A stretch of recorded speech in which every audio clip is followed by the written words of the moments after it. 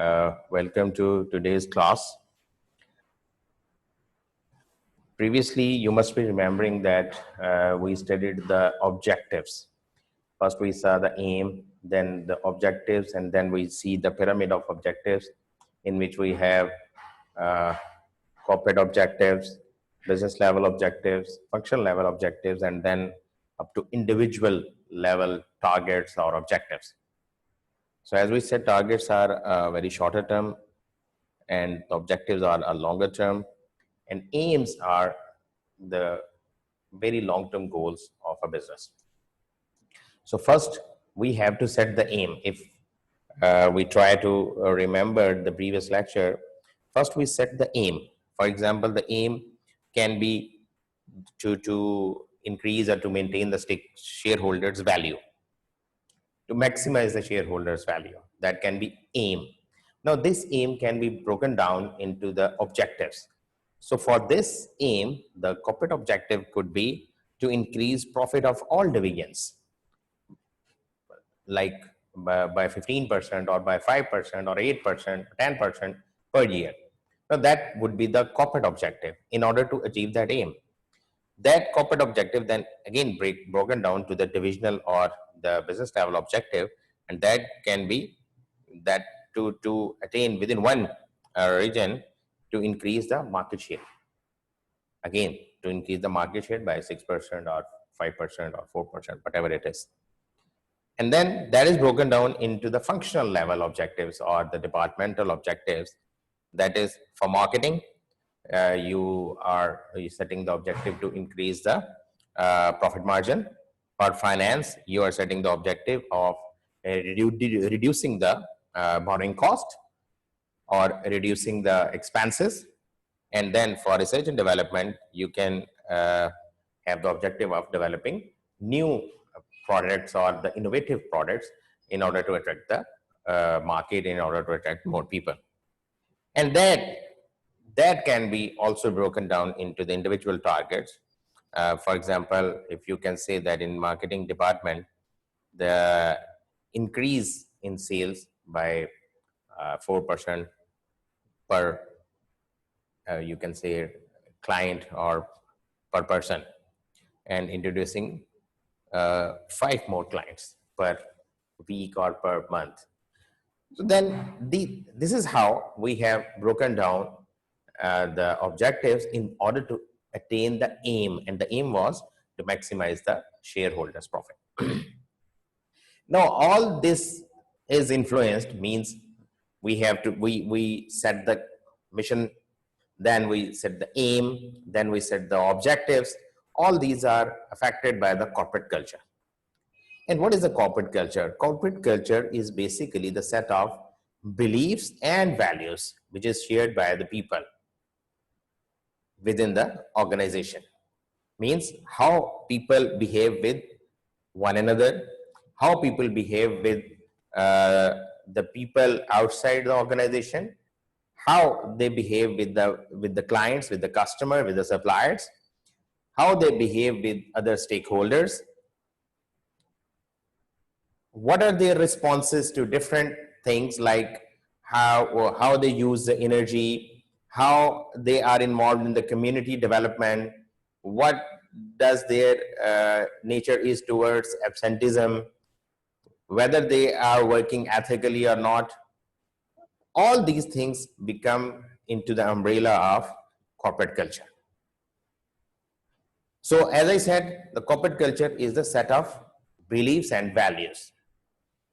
It is reflected by the attitude of the leadership, attitude of the individuals in the workplace, means they are how they are working, whether they believe in team-based working or they believe in open-ended working, individual working, how they set up the working conditions. All these reflect the corporate culture. Then the logo of the organization, that also reflects the corporate culture. The image it gives to the outside world, and its attitude to accept the change coming in the environment. All these reflect the corporate culture. the rituals, like if an organization has a tradition of conducting an annual dinner in which all the employees are invited in that annual dinner, that becomes a tradition, and that tradition reflects the culture. If an organization encourages innovations, encourages new ideas, innovative ideas, it encourages risk taking, then that is again the culture of that organization. That is reflected and influenced in the setting of the objectives. See, you must be seeing this triangle.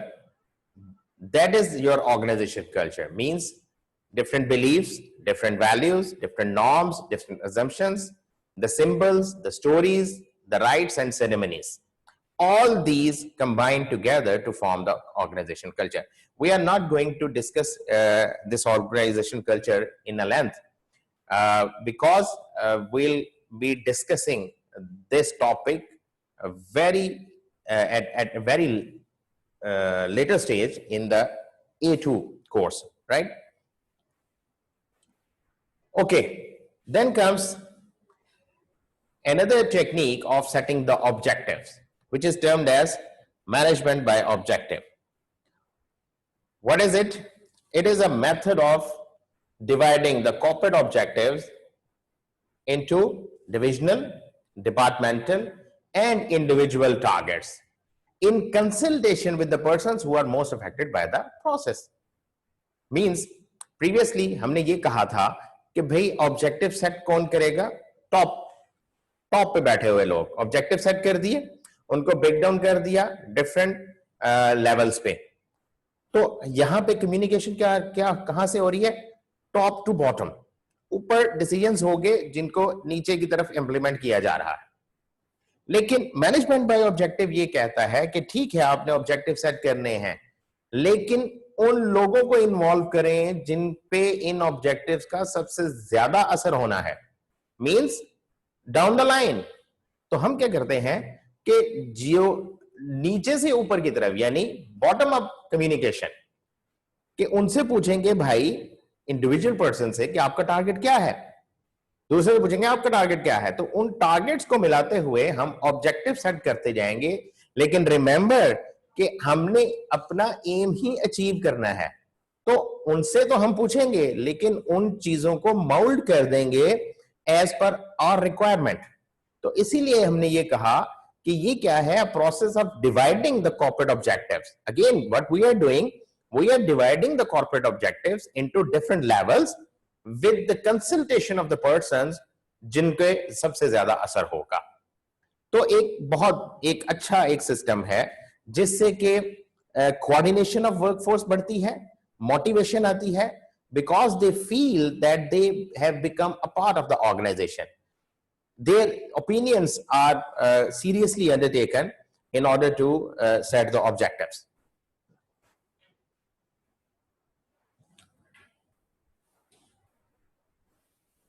Benefits क्या है MBO के, management by objective के MBO? It helps in motivating the workforce. Since the manager and staff are directly involved in target setting process, जो मैंने पहले भी बात की कि सबकी इन्वॉल्वमेंट आ गई, सबकी ओपिनियन सुनी जाएगी, तो ऑटोमेटिकली मोटिवेशन आएगी. दे फील लाइक कि उनको इंपॉर्टेंस दी जा रही है, वर्कर्स को इंपॉर्टेंस दी जा रही है. Then each manager and subordinate knows exactly what they have to do. अब क्योंकि टारगेट सेटिंग में वो इंडिविजुअल लेवल पे लोग इन्वॉल्व हैं,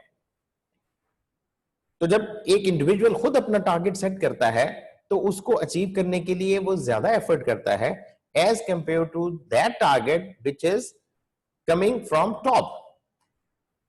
उसके लिए वो इतना सीरियस नहीं होगा.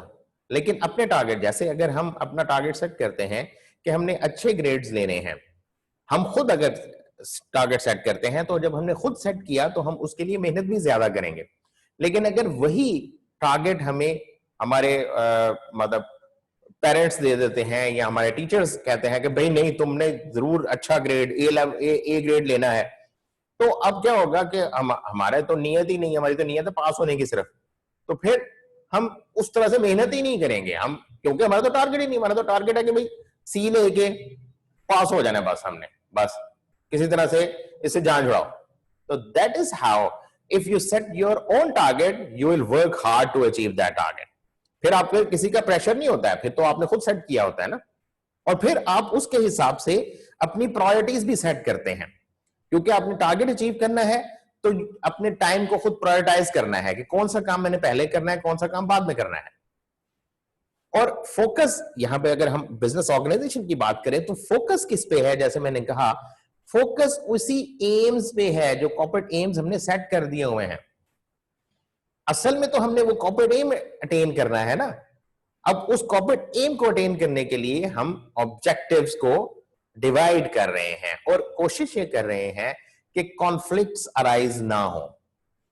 राइट, कॉन्फ्लिक्ट्स कैसे अराइज होते हैं वो भी हम देखेंगे जब हम बिजनेस स्टेक होल्डर्स को तफसील से पढ़ेंगे कि स्टेक होल्डर्स क्या होते हैं और फिर उनमें कॉन्फ्लिक्ट्स कैसे आते हैं। लेकिन मतलब इनको अवॉइड करने की कोशिश की जाती है। और फिर ये एक ऐसा प्रोसेस है एमबीओ जिसमें कि आप परफॉर्मेंस की मॉनिटरिंग बड़ी अच्छी तरह से कर सकते हो और आपको ये पता चल जाता है कि whether your business is a success और अ फेलियर। क्यों मॉनिटरिंग कैसे आसान है भाई, देखिए मैंने अपना टारगेट खुद सेट किया, तो अगर मेरा टारगेट अचीव करने के लिए मैं काम कर रहा हूं और वो सक्सेसफुली मेरे जो टाइम है उसको यूटिलाइज किया जा रहा है तो नेचुरली मेरी परफॉर्मेंस अच्छी होगी। और जब मेरी परफॉर्मेंस अच्छी होगी तो ओवरऑल फिर फंक्शनल लेवल पे, बिजनेस लेवल पे, कॉर्पोरेट लेवल पे परफॉर्मेंस ऑटोमेटिकली अच्छी होती जाएगी और हम अपने एम्स को इजीली अचीव कर पाएंगे। प्रॉब्लम्स क्या आती हैं एमबीओ में? हमने कहा प्रोसेस के बेनिफिट्स तो हमने देख लिए। प्रॉब्लम जो सबसे बड़ी प्रॉब्लम है कि ये प्रोसेस बहुत ज्यादा टाइम कंज्यूमिंग है। नेचुरली आपने सबको इन्वॉल्व करना है, लोअर लेवल पे हर एम्प्लॉय को इन्वॉल्व करके उससे डिस्कस करके कि भाई क्या टारगेट्स होंगे आपके और फिर आगे चलना है, तो इट टेक्स टाइम। और होता क्या है कि ऑब्जेक्टिव्स आउटडेटेड हो जाते हैं बहुत जल्दी। आपने एक कॉर्पोरेट ऑब्जेक्टिव सेट किया हुआ है, अब उसको ब्रेक डाउन कर रहे हैं डिफरेंट लेवल्स पे in consultation with the employees, तो टाइम लग रहा है ना। अब टाइम लगने के साथ आपका कंपटीशन तो सोया नहीं बैठा, वो भी तो काम कर रहा है। तो होता क्या है कि जब तक आप इस प्रोसेस से गुजरते हैं तब तक आपका जो ऑब्जेक्टिव आपने या एम जो रखा होता है वो आउटडेटेड हो जाता है और आपका वो कंपटीशन जो है वो सरपास कर गया होता है। तो फिर हमें इसमें थोड़ा सा इसको मैनेज करके चलना पड़ता है कि बहुत ज्यादा ये इस पे टाइम जो है सर्फ ना हो। और फिर ये भी जरूरी नहीं कि आपने टारगेट सेट कर दिए तो आपकी जो सक्सेस है वो गारंटीड हो गई, नहीं, क्योंकि सक्सेस तो बहुत से फैक्टर्स पे डिपेंड करती है। आपकी मेन जो आउटसाइड फैक्टर्स हैं वो बड़ा इंपॉर्टेंट रोल प्ले करते हैं in the success of any business. तो अगर हम ये कहें कि एमबीओ को हमने यूज करके बड़े अच्छे तरीके से अपने ऑब्जेक्टिव्स को ब्रेक डाउन करके टारगेट सेट कर दिए तो अब हमारा बिजनेस सक्सेसफुल होगा, तो नो, ये कोई गारंटी नहीं है। ये चांसेस ऑफ सक्सेस बढ़ जाते हैं, कह सकते हैं आप, लेकिन 100% आप कहें जी कि नहीं अब तो हम सक्सेसफुल ही रहेंगे, तो नहीं हो सकता। तो हमें क्या एड्रेस करना पड़ता है इसमें सक्सेस को अटेन करने के लिए? नेचुरली हमें जो एक्सटर्नल एनवायरनमेंट है उसको ऑल द टाइम ऑब्जर्व करना है कि उसमें क्या चेंजेस आ रही हैं। फिर हमने अपने जो स्टाफ है उसके स्किल लेवल को इंक्रीज करना है। हमने प्रॉपर रिसोर्सेज उनको प्रोवाइड करने हैं ताकि वो प्रॉपरली काम कर सकें और जो ऑब्जेक्टिव्स हमारे हैं, जो एम्स हैं हमारे, उनको हम अटेन कर पाए। Without involving the employees and without giving them resources and without training them, हमारी सक्सेस जो है उसका परसेंटेज जो है वो कम हो जाती है। ओके, देखिए कॉन्फ्लिक्ट ऑफ ऑब्जेक्टिव्स की बात की थी हमने कि कॉन्फ्लिक्ट अराइज होता है, थोड़ी सी हम इस पे देख लेते हैं कि कॉन्फ्लिक्ट्स कैसे आता है। Because of the difference of interest of stakeholders. Stakeholders क्या होते हैं? वो तमाम के तमाम लोग या ग्रुप ऑफ पीपल जो कि किसी भी बिजनेस एक्टिविटी में इंटरेस्ट लेते हो या उन पे उस बिजनेस एक्टिविटी का कोई इन्फ्लुएंस आता हो, उन सबको स्टेक होल्डर्स कहते हैं। राइट, स्टेक होल्डर्स में आपकी कम्युनिटी आ जाती है, आपके एम्प्लॉयज आ जाते हैं, गवर्नमेंट आ जाती है, आपके क्या कहते हैं क्लाइंट्स आ जाते हैं, सप्लायर्स आ जाते हैं, एवरीथिंग, क्योंकि सब किसी ना किसी तरह का वो इस बिजनेस एक्टिविटी में इंटरेस्ट रखते हैं या उन पे उस चीज का इन्फ्लुएंस होता है। तो अब कॉन्फ्लिक्ट की एग्जांपल्स देखें। Workers leaders ask for a wage rise, while on the other hand managers want to invest extra capital. Conflict आ गया ना, प्रॉफिटेबिलिटी अच्छी हुई, अब जब प्रॉफिट अच्छे आए तो लीडर्स ने कहा जी कि हमें वेज रेज मिलना चाहिए, जबकि मैनेजर्स ये कहते हैं कि नहीं जनाब हम तो इसको री इन्वेस्ट करेंगे ताकि हमारी ग्रोथ हो, तो नेक्स्ट टाइम देखेंगे, तो कॉन्फ्लिक्ट आ गया. Creditors demand early payment of debts while the accountant does not want to reduce the bank balance. फिर कॉन्फ्लिक्ट आ गया. Investors or shareholders expect high dividends while the managers want to reinvest the profits. वही बात आ गई कि वो चाहते हैं हमारे शेयर की वैल्यू बढ़े, डिविडेंड्स अच्छे आए क्योंकि प्रॉफिट्स अच्छे हुए हैं, लेकिन अगेन मैनेजर्स चाहते हैं कि ग्रोथ के लिए उसको रीइन्वेस्ट कर दिया जाए. इसी तरह एनवायरमेंटल ग्रुप्स में want the closure of a chemical factory but the business want to keep it open. Again conflict आ गया. तो अब ये डिफरेंट कॉन्फ्लिक्ट्स आते हैं इन द ऑब्जेक्टिव्स और इनको हम रिजॉल्व करते हैं प्रॉपर तरीके से, जिसको हम कॉन्फ्लिक्ट रेजोल्यूशन प्रोसेस कहते हैं. अब ये कॉन्फ्लिक्ट रेजोल्यूशन प्रोसेस आपके कोर्स का हिस्सा नहीं है, इसलिए हम इसको नहीं देखेंगे. हाँ, एक चीज और होती है जिसको हम कहते हैं ethical influence on the business objectives. Ethics क्या चीज है, पहली बात तो ये सोचनी है एथिक्स क्या चीज है. एथिक्स देखें, जिसको उर्दू में कहते हैं अखलाकियात. एथिक्स मतलब झूठ नहीं बोलना, मिलावट नहीं करनी, किसी को गलत इंफॉर्मेशन नहीं देनी, रिश्वत नहीं देनी. तो ये क्या है, ये आपके अखलाकियात हैं. अब इस पे कोई लॉस तो बने नहीं है. जैसे हम कहते हैं कि भाई झूठ नहीं बोलना, तो भाई अगर झूठ बोलोगे तो आपको कोई लॉ पकड़ के तो नहीं ले जाएगा, कोई सजा तो नहीं दे जाएगा. ये तो आपके इनर सेल्फ है जो आपको पिंच करेगी कि भाई तुमने झूठ बोला. ठीक है, आप एक गलत चीज सेल कर देते हो और अपने कस्टमर को नहीं बताते हो कि इसमें ये खराबी है, तो बेसिकली तो आपने एथिक्स के खिलाफ काम किया, आपने लॉ के खिलाफ काम नहीं किया. तो आपको लॉ नहीं पकड़ेगा, लेकिन आपको इनर एक फीलिंग आएगी कि मैंने एक गलत काम किया. तो इसी चीज को देखते हुए जितनी अच्छी या बड़ी बिजनेस ऑर्गेनाइजेशंस हैं वो अपना एक एथिकल कोड ऑफ कंडक्ट बनाते हैं, और ये बाकायदा एक रिटन डॉक्यूमेंट होता है जिसमें डिटेल्स में कंपनी के रूल्स एंड रेगुलेशंस बताई जाती हैं, गाइडलाइंस दी जाती हैं टू द स्टाफ कि कौन से ऐसे काम हैं जो कि करने चाहिए और कौन से ऐसे काम हैं जिनको अवॉइड करना चाहिए. तो इसको हम कहते हैं एथिक्स. जैसे आप इसकी एग्जांपल ऐसे भी ले सकते हैं एथिकल बिजनेस की कि हम ये कहें कि क्या एक कॉन्ट्रैक्ट लेने के लिए रिश्वत देना बेहतर है. तो बिजनेस कर रहे हैं ना हम, तो रिश्वत लेके कॉन्ट्रैक्ट ले लिया तो कॉन्ट्रैक्ट तो मिल गया, काम तो आपका चलेगा, तो क्या एथिक्स इसको अलाउ करते हैं, ये हमने सोचना पड़ेगा. इसी तरह हम कहते हैं कि एक टॉय कंपनी है तो वो अपनी प्रोडक्ट्स जो हैं उनको एडवर्टाइज करते हैं to the young people, to the children. क्यों करते हैं भाई उनको? इसलिए कि वो अपने पेरेंट्स को कहें कि भाई मुझे ये चीज लेके दो. तो क्या एथिकली ये ठीक है? जैसे अगर कभी आप बाजार जाओ तो आप गाड़ी पार्क करते हो, आपके गाड़ी में छोटे बहन भाई हैं अगर, तो क्या होता है ये जो खिलौने बेच रहे होते हैं ये फौरन गाड़ी के इर्द गिर्द आके तो उन बच्चों को अट्रैक्ट करते हैं, अपने खिलौनों से अट्रैक्ट कर रहे होते. क्यों बच्चों को अट्रैक्ट करते हैं? क्या ये एथिक्स उनको अलाउ करती है? वो अट्रैक्ट इसीलिए करते हैं कि बच्चे जब ये खिलौने देखेंगे तो वो अंदर जो माँ बैठी है, जो बाप बैठा है, उसको तंग करेंगे कि ये हमें लेके दें, हमें लेके दें. तो उनकी तो सेल हो जाएगी, लेकिन क्या हमें एथिक्स ये अलाउ करते हैं? क्या ऐसा करना चाहिए? अब इसी तरह बहुत सारी ऐसी एग्जांपल्स हो सकती हैं. जैसे इन द बिगनिंग हम लेस पोल्यूटिंग या इवन मोर पोल्यूटिंग इंग्रेडिएंट्स ले लेते हैं in order to earn the profits. तो उससे क्या हो रहा है कि एनवायरमेंट डैमेज हो रही है, लेकिन हमारी तो प्रॉफिटेबिलिटी बढ़ रही है. तो क्या एथिक्स हमें अलाउ करते हैं ये चीज?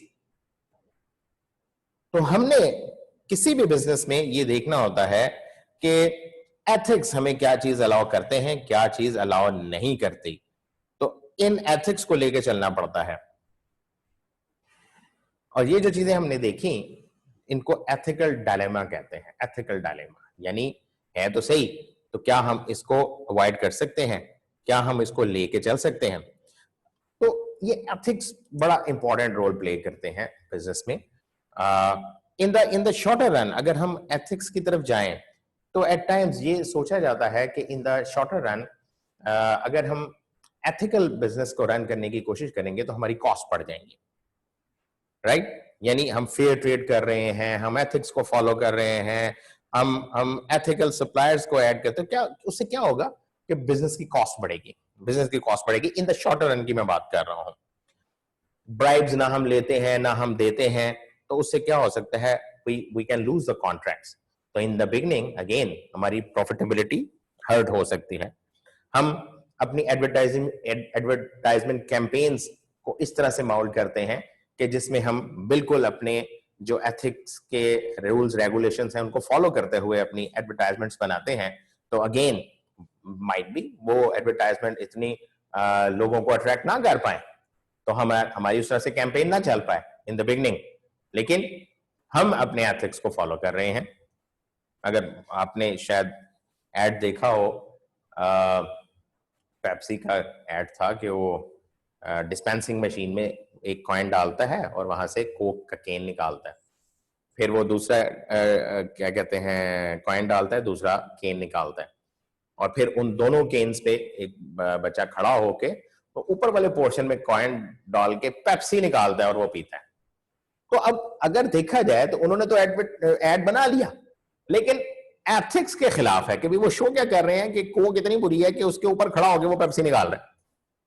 तो अल्टीमेटली वो उनके अपनी वो जो बैटल होती है, बैटल ऑफ द जायंट्स, तो उसमें वो फिर एड को बैन कर दिया गया, वो एड रन नहीं हुआ, लेकिन बनाने वालों ने तो बना दिया। तो क्या एथिक्स अलाउ करते थे उनको? देखा जाए तो नहीं, लेकिन क्या करें, फायदा उठाने के लिए तो कुछ भी कर सकते हैं। तो जैसे मैंने कहा कि इन द शॉर्टर रन अगर आप फेयर वेजेस पे करना चाहते हो, फेयर मार्केट वेजेस, तो अगेन इससे भी आपकी कॉस्ट बढ़ती है। तो इन द शॉर्टर रन आपकी क्या हो रहा है, एथिक्स को फॉलो करते हुए आपकी कॉस्ट बढ़ रही है। But in the longer run क्या होता है, आप मुख्तलिफ चीजों को अवॉइड कर रहे हैं। जैसे पाकिस्तान में तो नहीं, लेकिन बाहर के मुल्कों में भी बहुत होता है कि अगर आप ऐसे प्रोडक्ट्स दे रहे हो और आप लोगों को नहीं बता रहे हो इसमें कोई खराबी है, तो उन पे कोर्ट केसेस हो जाते हैं।